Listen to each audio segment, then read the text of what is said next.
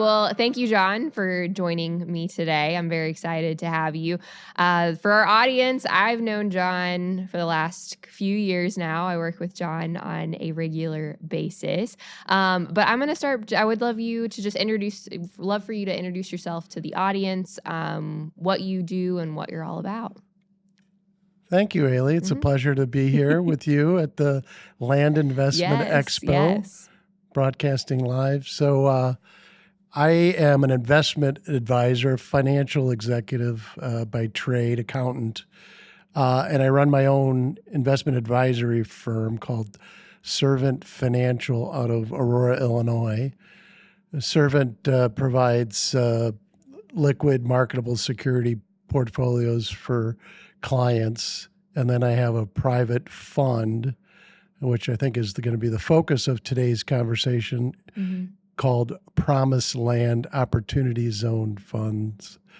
And the biblical connection is intentional. I love it. I love the name. I think it's awesome. So let's talk a little bit about the Opportunity Zone Fund first. Before we even get into your fund details, what is an opportunity zone for our listeners that may not know? Okay, so opportunity zones were created by tax legislation in 2017. Has broad bipartisan support, so both Democrats and Republicans, and basically incentivizes wealthy individuals, folks that have capital gains, to invest that capital into low-income communities.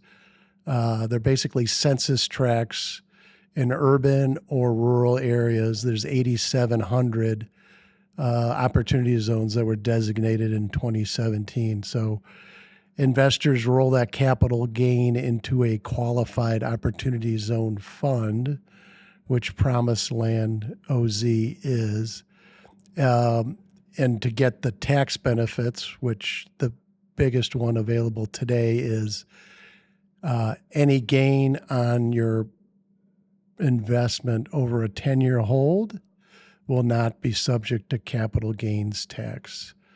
So to get those benefits, the fund, in this case Promised Land, has to improve property, acquire and improve property located in one of these rural opportunity zones.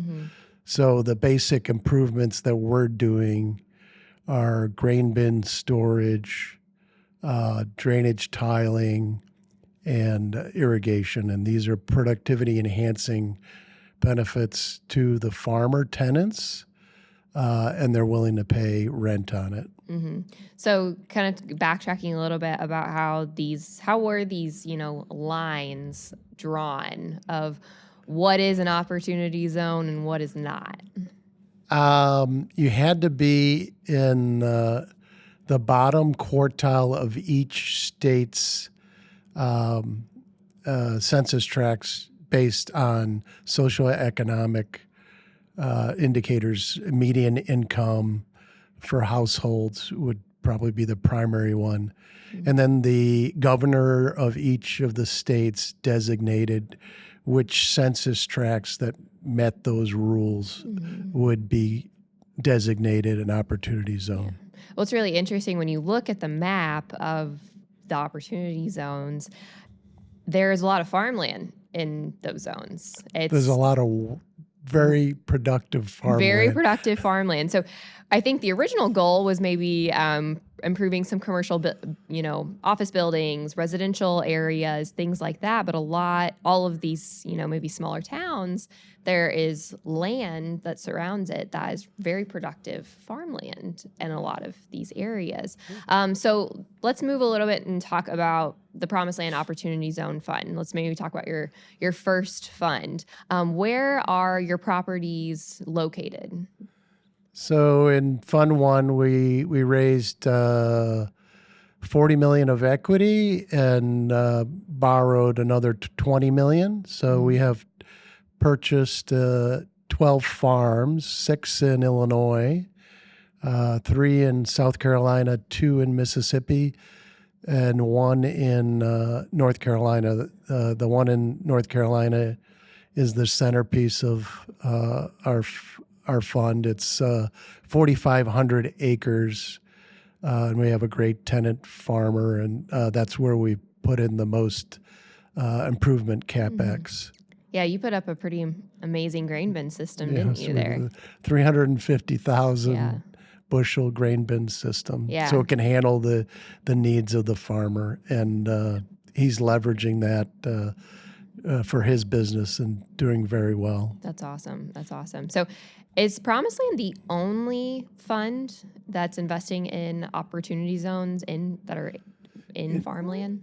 I believe so. Others have done one-off farmland OZs. According to the Economic Innovation Group, which was one of the drafters of the legislation, there are 5 funds that are focused on rural America. 3 of those are ag focused, and one's animal protein and one's vertical farming or controlled environment ag. And we have farmland OZ space to ourselves, at least today. At least today. Yeah, And one of the interesting things is there's legislation to extend the OZ tax benefits. Right now, you have to invest by 2026, and the gain that we mentioned earlier that you roll into the fund, the tax on that gain is deferred until 26. There's a proposal to extend that to 28, so you have more time on the deferral, which is increase your returns. But there's a second proposal which came from the Ways and Means Committee of the House to create 2,000 rural OZs that would have deferral benefits until 2032 and have some other tax benefits. That it's probably a coin flip whether that gets incorporated into the other OZ legislation.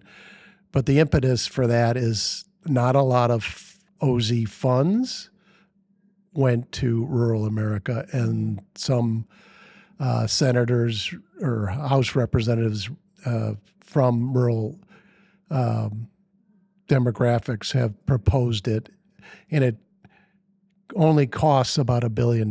So the general the government accounting office estimated the cost to the government, and it's only $1 billion.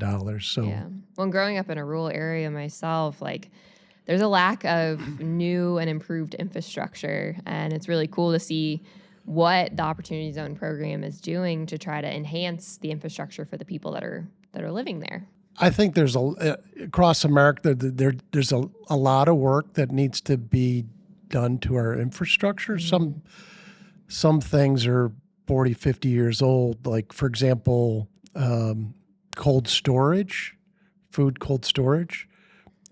Most of the buildings for that were built in the 1950s and 60s. So that has to be worked. And the same is probably true for other ag infrastructure, whether it be grain bin, storage, or anything up the line, the food chain, so to speak. So it sounds like for an institutional investor looking that has some maybe ESG initiatives, this could be a really great fit for them. Yeah, there's some wonderful elements, conservation elements that can sort of improve the return profile for regular farmland. Of course, there's the potential for solar or wind development. There's also a little known section of the code where you can sell your development rights on your farmland. So basically, you're not going to develop residential, commercial, solar, wind. Yeah. Keep it at working lands, and you'll get paid for those development rights. And it's a nice benefit within the OZ tax structure. Yeah. Well, the farmers appreciate it because not as much competition for their land as well. That's right. That's right. But so kind of like wrapping up, we usually ask our guests 2 questions at the end.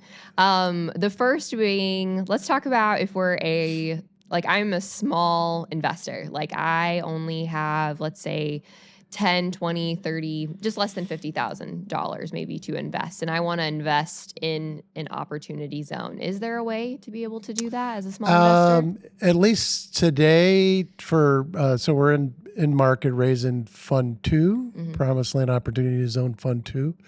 And the minimum is 100,000. And that's just because it's very costly administratively from a legal standpoint.